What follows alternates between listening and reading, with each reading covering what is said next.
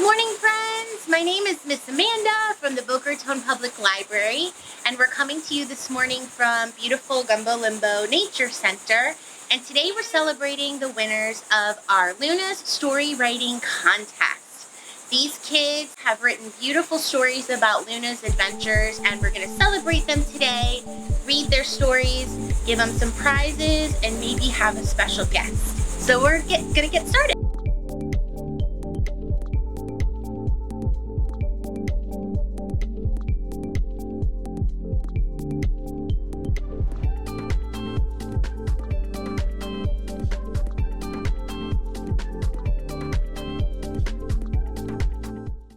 This morning, we want to celebrate our first winner, Isaac, for the ages 6 to 8 age group. Come on up, Isaac.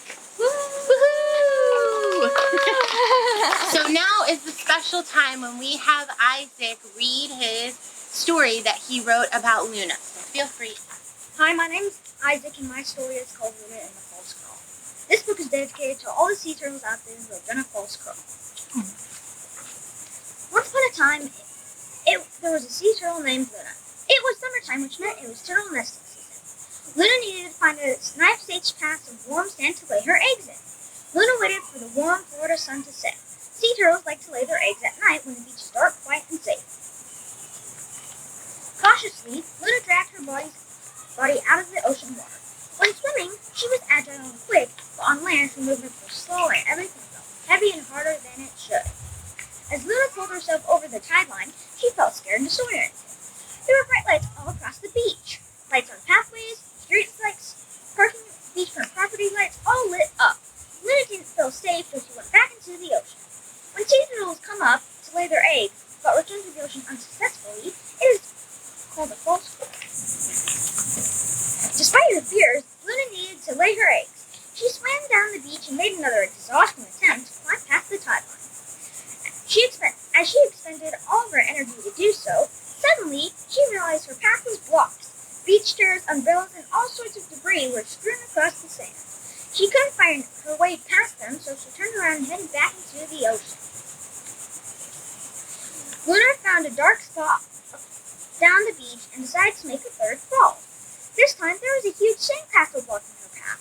As much as she liked the idea of having a castle and being queen of the sea turtles, she was unable to climb over the castle. As Luna turned around to make her retreat, she almost fell into a huge hole someone had left in the sand. She was getting so exhausted. Still, Luna had to lay her eggs. Once again, she swam along the shoreline looking for a nice safe spot. As Luna started her fourth crawl, she realized that all the litter and trash cans people had left on the beach had attracted predators. Raccoons, seagulls, and fire ants would all eat her eggs and hatchlings. All Luna wanted was a safe, quiet space to lay her eggs. Her family had laid their eggs here for hundreds of years, but now it was so difficult. Sadly, she hauled her heavy body back into the ocean. She was very discouraged. With her very last ounce of energy, Luna made her final crawl attempt. This time, she saw a circus with a parade and fireworks and a unicorn and a T-Rex. This is just plain ridiculous, Luna explained. She was so tired and ready to give up. Maybe this is too hard, she thought. Meanwhile, a young boy named Isaac had been far away watching Luna false crawl this entire time. He jumped out from behind the dunes and bravely yelled, "Stop, stop, stop! Don't you see? Don't you know what you are doing to all the poor sea turtles?" Everyone stopped and listened. Isaac continued, "Beachfront properties, change your lights to amber red and point them down. Bring your beach chairs in and umbrellas in at night. Don't leave the trash on the beach. Smash your sandcastles. I have a 1-year-old brother who would love to help you with that. T-Rex, you should be extinct. Circuses, parades, and parties, do your thing anywhere except the beach. During nesting season, the beaches need to be dark, clean, flat, and quiet." Everyone was stunned. They had no idea their actions were harming the sea turtles. They were all very sorry and promised to do better. Luna's heart surged with hope. She watched happily as everyone cleaned the beaches, darkened their lights, and left her to give her some privacy. Suddenly, Luna found one last bit of energy inside her, and this time she didn't give up. Luna laid 120 beautiful pearly white eggs. Let's keep our beaches dark, quiet, clean, and flat. You too can do your part in protecting the sea turtles. All right, great job. How good was that? That was really good. the first thing I noticed about your story was like the amazing pictures. How did you make those? Maybe with a pencil in my hand. Was it on the computer or you just drew it all?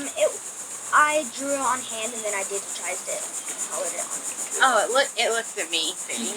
And you can tell too that you're really educated and passionate about how to help sea turtles too.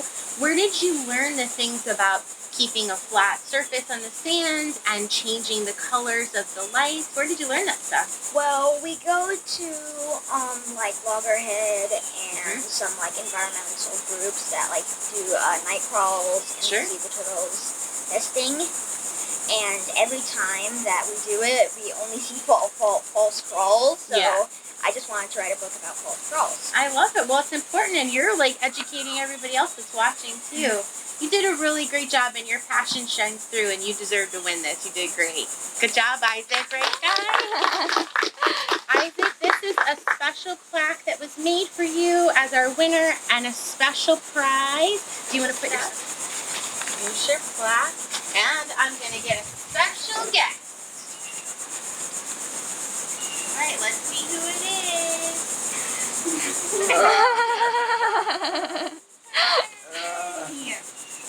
It's Luna! Luna, how do you feel about all these stories being about you? I know. You want to come take a picture with our winner, Isaac? Come on over.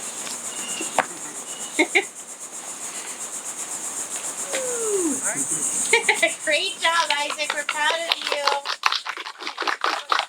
Well, that's everything. We have some amazing artists and writers. We want to thank the City of Boca Raton. We want to thank Gumbo Limbo Nature Center, Boca Raton Public Library, and of course the Friends of Gumbo Limbo for donating the beautiful gifts and prizes that the winners got. So thanks for coming today and listening to the story.